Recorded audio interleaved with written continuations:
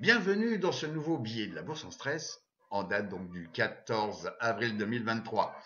La formation a eu lieu 4 jours fantastiques avec une équipe, donc on était une vingtaine, une équipe donc fort sympathique et franchement que du bonheur de transmettre et puis d'apprendre aussi, puisque en faisant on apprend aussi. Alors, bonne nouvelle, nous envisageons de refaire donc cette formation option niveau 1, on va l'appeler comme ça maintenant, niveau 1, et également de proposer le niveau 2 pour ceux qui ont fait le niveau 1. Et on envisage de faire ça au mois d'octobre, donc 2023. On vous tient au courant. Alors, où est-ce que nous en sommes donc le 14 avril 2023? Alors déjà, premièrement, le pétrole. On est en train de tester la résistance dynamique, donc c'est-à-dire c'est une moyenne mobile, hein, la résistance dynamique, et entre autres celle-ci c'est la moyenne mobile 200 jours. Donc on a eu un reflux et on revient tester. Bon. Deuxièmement, le dollar index, le DXY, donc on teste le support à 101 dollars. Donc il avait monté, il a baissé, on teste le support à 101 dollars.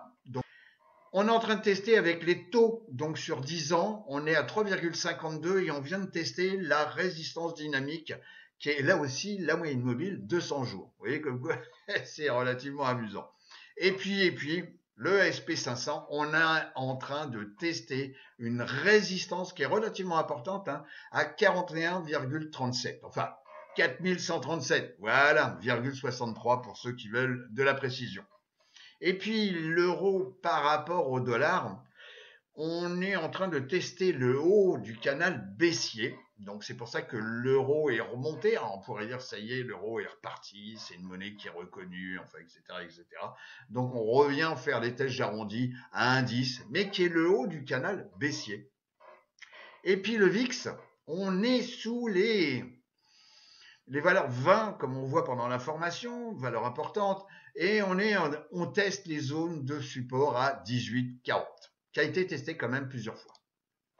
KRE, qui est un ETF basé sur les banques régionales. Et les banques régionales américaines sont importantes pour l'économie américaine.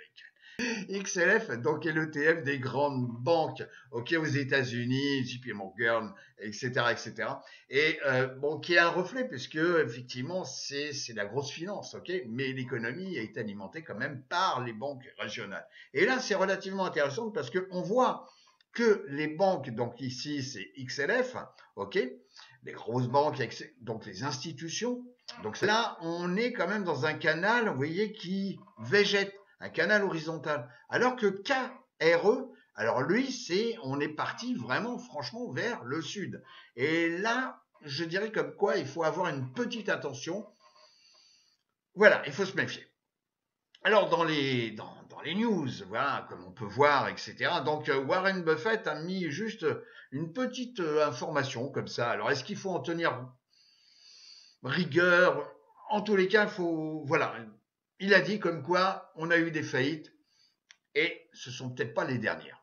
Également, donc vous avez Harry Dent, donc qui est un économiste et tout, et qui a averti que on pouvait avoir une zone de panique, une crise sur les marchés financiers, bon, bien sûr américains, hein, ok, puisqu'on traite que le marché américain, donc d'ici mi-juin.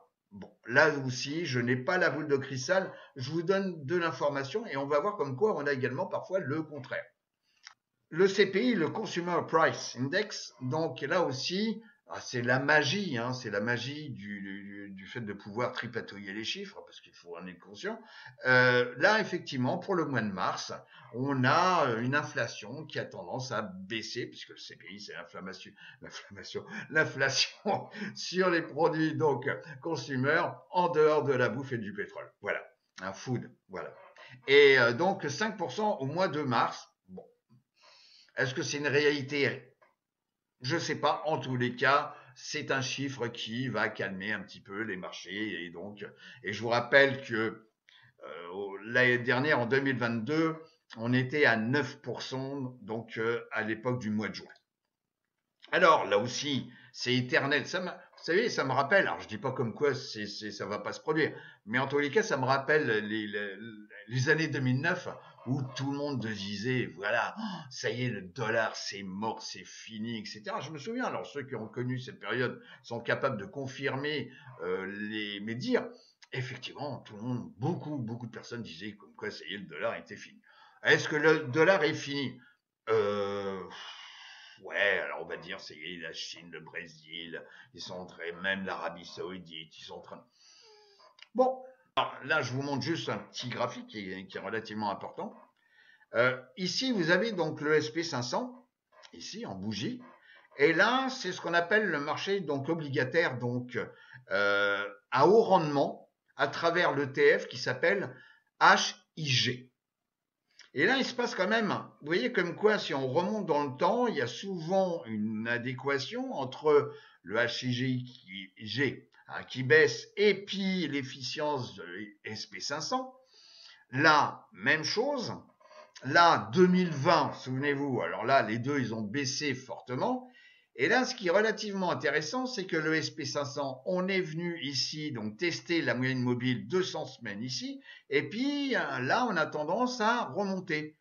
Ben, c'est pas tout à fait le cas, oui, on revient tester ici une zone de résistance sur le SP500, et là, concernant HIG, c'est pas tout à fait la même chose, je dirais qu'on est plus bas. C'est pour ça que voilà, il y a des petites clochettes qui sont en train de sonner. Voilà, donc je vous donne les éléments de réflexion et bien entendu, je ne m'appelle pas Irma. Alors, on a vu, on va voir l'or et puis bien entendu, généralement, on a l'argent qui suit après le départ ou l'évolution, aussi bien vers le nord que vers le sud, donc de l'or. Donc il y a toujours un petit métro de retard pour l'argent, mais l'argent pourrait effectivement, il a stagné, hein, c'est ce qui est dit ici. Donc 2023 en début, bah, c'était un peu mou du genou, hein, comme on dit, et puis là, il y aurait peut-être une tendance à se refaire une petite santé. D'ailleurs, on va le voir directement. Vous voyez, ici on voit le silver en bougie hebdomadaire. Et puis, on était dans un canal, vous voyez, baissier. Après une période ici de stagnation, un redémarrage ici, on était dans un canal baissier. Et puis, on a eu tendance à casser le haut de ce canal. Ça nécessite confirmation, mais comme l'or est reparti à la hausse, eh ben, il a un élément, il est suiveur, hein, quand même, l'argent, il est très souvent suiveur de l'or. Mon petit tableau, en tous les cas, sur les secteurs et les sous-secteurs que je suis, donc à la date donc, du 14 avril 2023, et aussi on est en performance sur 3 mois. Et voyez comme quoi on retrouve la technologie, on retrouve les semi-conducteurs, on retrouve ici la consommation XLY, hein, les biens et les services donc cycliques, ok, donc c'est quand même les 3 premiers. Ensuite, bah ça c'est juste le point d'indication, c'est le SP500 sur 3 mois. Et puis, vous voyez, le dernier ici, donc ici, hein, vous les connaissez, j'utilise toujours les mêmes, ok, secteur et sous-secteur. Le dernier sur 3 mois, c'est les financières. Alors, c'est le petit cadeau, c'est le cycle de Benner qui prédit depuis sur plus de 100 ans l'évolution donc du marché, enfin des marchés financiers. Alors Samuel Benner était un fermier dans les années 1800 et il voulait comprendre comment le marché, il y avait des cycles et il voulait découvrir ces cycles. Et en 1875, il a publié un bouquin, donc un livre, voilà, donc sur l'évolution et les perspectives possibles sur les matières premières. Et donc, il a identifié les années paniques, des années de bons moments, et puis des années difficiles, où il était peut-être temps de vendre. Alors, il y a des années de panique, on l'a vécu, etc. Donc, ce cycle de Benner, je dirais comme quoi il a une efficience à peu près à moins de 90%. Moins de 90% parce qu'on va voir comme quoi il y a des périodes, là on va voir un tableau et il y a des périodes qui sont complètement passées à l'as. Donc bien entendu, la boule de cristal n'existe pas, c'est juste de l'information et je pense que sur la bourse en stress, on vous en donne quand même pas mal et gracieusement offerte et proposée. Et donc, vous avez les années de panique, ce sont les années où effectivement, voilà, tout le monde dépose les armes et tout, voilà, les marchés s'écroulent, et puis ceux qui ont peur, ils ont l'espoir, ils rachètent au moment où il faut pas, et puis ils doivent revendre encore plus bas parce qu'il n'y a plus d'offres, donc il n'y a plus d'acheteurs, etc., etc. Donc, c'est les années panique. Vous avez les bons moments. C'est là où Bénard donc identifie donc le prix élevé. Voilà, donc c'est bon moment, bon temps où effectivement on a estimé comme quoi les marchés étaient vraiment bien efficients et qu'on risquait d'être un petit peu trop cher et que c'était le moment de vendre. Et puis, vous avez les moments très difficiles, et c'est là, dans les moments difficiles, où il y a les gens qui prennent plaisir, et c'est là où c'est ceux qui font les meilleures affaires. C'est donc c'est le moment où tout le monde a déposé les armes. Alors c'est clair. Et puis vous êtes là en train de dire, c'est le moment d'acheter. Donc c'est un tableau assez excellent. Alors faut revenir quand même à l'époque où il a été conçu. Alors là, vous avez qu'une période, hein, c'est de 1924 jusqu'à donc 2059 qui est reproduit, puisque vous avez la période avant, etc. Bon, c'était pas la peine de regarder ce qui s'était passé à la fin du 19e siècle. Et donc, vous voyez ici, donc c'est les années de panique. Donc ça, c'est la partie haute avec ici des triangles. Vous avez 27. Ouais, bon, c'est la crise, hein, 27, 28, 29. OK. Vous avez la crise ici, pour se rapprocher, 2019. Bon, c'est peut-être la crise, hein, 2020. Alors, bien entendu, excusez du peu, on peut avoir 6 mois de décalage pour un tableau qui a été effectivement réalisé dans les années 1875. Vous voyez, on en revient sur notre époque où effectivement vous avez également des moments où il est bon de vendre. Donc vous avez 2016.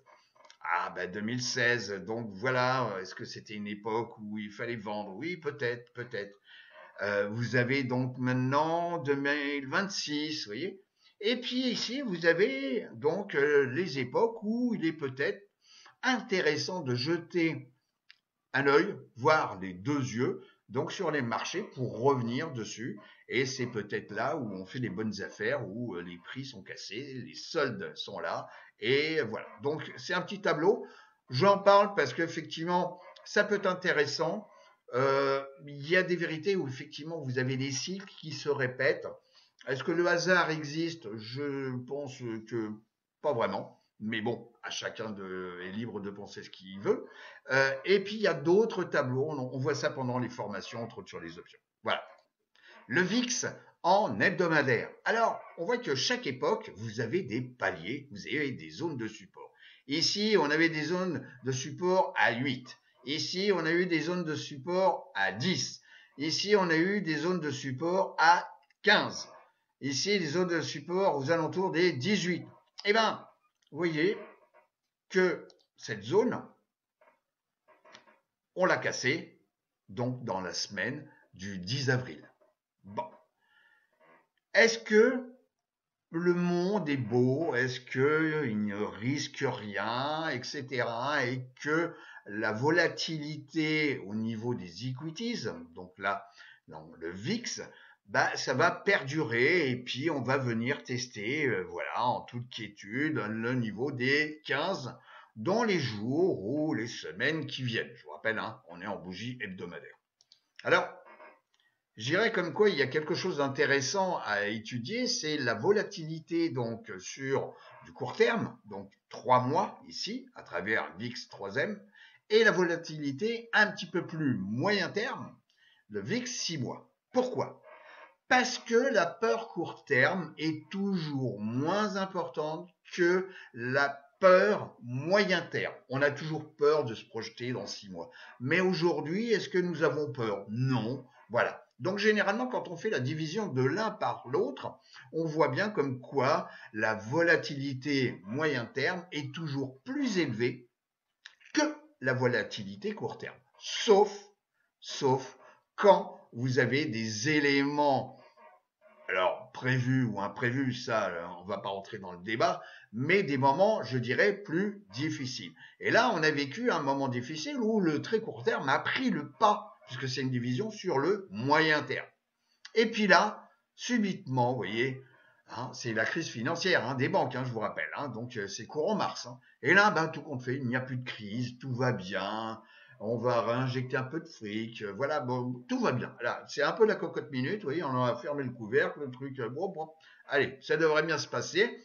Et là, on revient sur des niveaux quand même qui ont été testés quand même un paquet de fois. Et à chaque fois qu'on vient tester ces niveaux-là, on peut avoir, là aussi ce n'est pas la boule de cristal, on peut avoir un niveau où, voilà, on repart vers une zone, non pas forcément de panique, mais une zone d'inquiétude. Les 4 indices. Alors, les 4 indices, d'abord, ici, je suis sur 6 mois. Les 4 indices, 1, sont tous positifs. Le premier, ici, c'est le Nasdaq 100. Donc, ça, vous voyez, à un moment donné, il a végété, puis là, il s'est bien repris. Donc, ce sont les technologiques, c'est le Nasdaq 100 qui reperforme l'ensemble donc des indices. Donc, ça peut être un bon indicateur. Ici, le SP500, donc le deuxième. Le troisième, c'est le Dow Jones. Et le quatrième, ici, c'est le Russell 2000. Et le Russell 2000, vous voyez comme quoi il n'a pas du tout la dynamique donc des autres. Donc ça, bien entendu, c'est des grosses boîtes, c'est de la technologie. Et là, c'est quand même 2000 sociétés, puisque c'est le Russell 2000, qui reflètent l'économie américaine. Est-ce que l'économie américaine va si bien que ça? Je dirais que pour l'instant, voilà, on va attendre. Les secteurs, donc là, ce sont les secteurs entre eux, toujours on est sur 6 mois. Donc sur 6 mois, on voit que le SP500 a fait donc une progression de plus de 15%. Bon. Vous avez ici des secteurs qui surperforment le SP500. Vous avez ici les services de communication. Vous avez ici la technologie. Bon, vous voyez comme quoi le Nasdaq 100, c'est bien pour ça qu'il est en tête sur 6 mois. Ici, vous avez les industriels et généralement, vous avez les matériaux de base. Les deux sont liés parce que le matériau de base, on en a besoin pour l'industrie. Donc, il y en a un qui évolue généralement, l'autre aussi. Pas forcément au même moment, mais en termes de tendance de fond, toujours. Et puis les autres, vous avez, mais, ils sont quand même tous positifs. Alors, est-ce qu'il faut, là aussi, par rapport à l'opposé, prendre ça comme une bonne nouvelle par rapport à des informations que j'ai pu vous donner, les banques, les ci, les ça? Ok, là, en tous les cas, c'est vrai que sur le papier, tous les secteurs sont positifs sur 6 mois. Le Nasdaq 100 à travers NDX, le Nasdaq 100, voilà, et que pour l'instant, le rebond qui a eu lieu sur la 200 semaines ici en rouge tient bon. Là, on attaque une nouvelle semaine parce que je finis la vidéo donc le 17 avril et les marchés viennent juste d'ouvrir. Si je me mets ici donc en one day, donc on voit que ce niveau ici est en test. Le niveau des 13,080 est en test. Tant qu'on n'a pas cassé ce niveau-là, il faut être prudent. Mais cependant, la moyenne mobile ici, ce que j'appelle mon fil conducteur, tient bon. Et pour l'instant, la 50D ici est bien toujours au-dessus de la 200D, après avoir ici croisé à la hausse à la mi-mars 2023. Si je regarde le SP500, le SPX, on est bien dans la zone de résistance que je vous ai indiquée en début de vidéo. La moyenne mobile 50 est bien au-dessus de la moyenne mobile 200 jours ici. Et on a cassé, même chose, ici, ce canal baissier après, donc c'est un drapeau, après une longue période de hausse. Je parle de l'or. GLD. Vous voyez comme quoi, la même chose, on est dans la zone. Donc les 1800, les 180, 190 sont des zones importantes pour l'ETF GLD. Je vous rappelle, c'est l'or coté en dollars. Ok, et il y a un rapport 10 par rapport au prix de l'once. Donc là, on est sur l'once d'or. On est dans la zone des 1800 dollars l'once d'or. Donc là, vous voyez, on est là, à l'ouverture, on est à 185,76. Bon, alors, donc le TF, hein, bien entendu. Hein. Ok, donc là, la tendance, si on se met en weekly, vous voyez, on avait ici une ligne de tendance baissière, on est dans un canal de congestion ici. Après la formation d'une tasse, alors là, enfin d'une tasse, la hanse, elle n'est pas jolie, mais ça, c'est bien une tasse, long terme. Alors, est-ce que l'or va être une valeur refuge? Peut-être, peut-être. Et n'oubliez pas, ce qui risque de suivre après, c'est l'argent. Donc, l'argent étant toujours le suiveur de tendance de l'or. Déjà, premièrement, le VIX, on le connaît. Le deuxième ici, c'est un indicateur de volatilité sur le marché obligataire. Et c'est intéressant parce que le VIX, c'est sur les equities, c'est sur donc les stocks, ok, la volatilité, enfin des options sur les equities. Et là, c'est la volatilité sur le marché obligataire. Bon. Et là aussi, donc, je suis en bougie hebdomadaire. Et il est intéressant de, si je mets ici le SP500, on va mettre, voilà, le SPX, voilà, et je le mets sur un New Pan, voilà, New Pan. Bon. Et on voit comme quoi, parfois, on a une volatilité ici, donc sur les equities, qui devient très important quand on a une baisse ici, donc ça veut dire que la volatilité sur les equities est plus importante que la volatilité donc sur le marché obligataire. Par contre, là, il se passe quelque chose, je dirais, d'important, où, ici, 1, le VIX a tendance à baisser, et 2, la volatilité sur les obligations peut être aussi amenée à augmenter. Et on est sur un point qui a déjà servi. Là, là, là. Et sur ces points qui ont déjà été utilisés en termes de support, on voit que préalablement, enfin après, on peut avoir des réactions de marché. Donc je dirais comme quoi on est en train de vivre, non pas, c'est presque une anomalie. Voilà, c'est presque une anomalie. Donc je dirais comme quoi là aussi, malgré, vous voyez comme quoi on voit les 4 indices, on a vu les secteurs, etc. Et on pourrait dire comme quoi, ça y est, voilà, le ciel est magnifique, le soleil est magnifique, et voilà, tout va bien. Je vous dirais quand même comme quoi il faut faire un petit peu attention. De plus, nous allons finir là. Je vous remets le lien, donc Michael le mettra en dessous de la vidéo, le lien pour vous inscrire ou simplement vous informer sur nos formations sur les options. Je vous souhaite une excellente semaine de trading et je vous dis à très très bientôt. Au revoir les amis.